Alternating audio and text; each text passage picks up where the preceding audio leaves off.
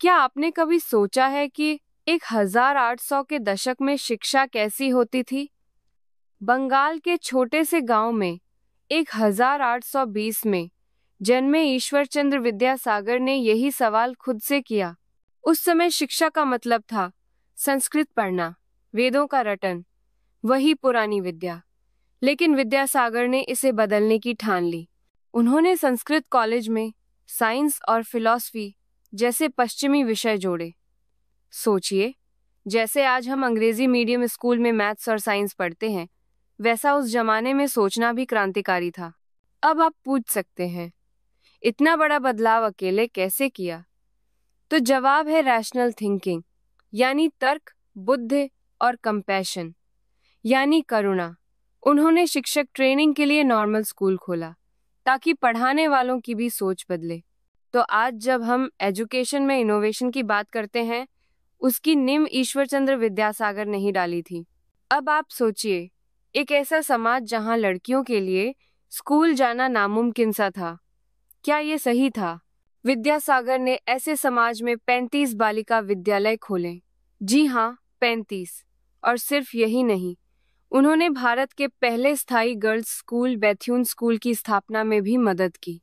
यहाँ एक टर्म सुनिए, स्ट्रक्चरल डिस्क्रिमिनेशन, यानी समाज की बनावट ही ऐसी थी कि लड़कियों को पढ़ाई से दूर रखा जाए।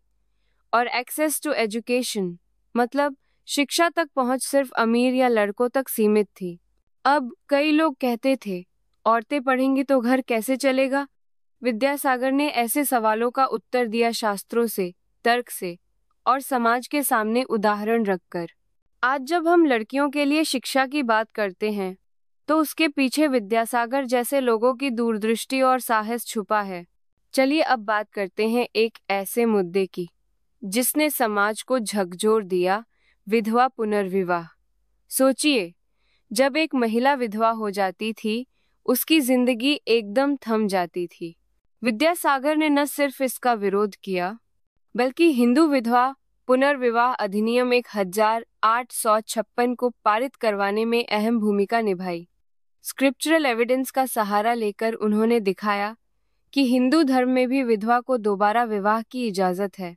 यहाँ एक और चुनौती थी, चाइल्ड मैरिज और कैस्ट डिस्क्रिमिनेशन, यानी बाल विवाह और जातिगत भेदभाव। समाज का बड़ा हिस्सा इन कुरीतियों पर चुप था, लेकिन विद्यासागर ने आवाज उठाई और तर्क प्रमाणों से इनका विरोध किया। अब आप सोच रहे होंगे, क्या इन बदलावों की राह आसान थी? बिल्कुल नहीं।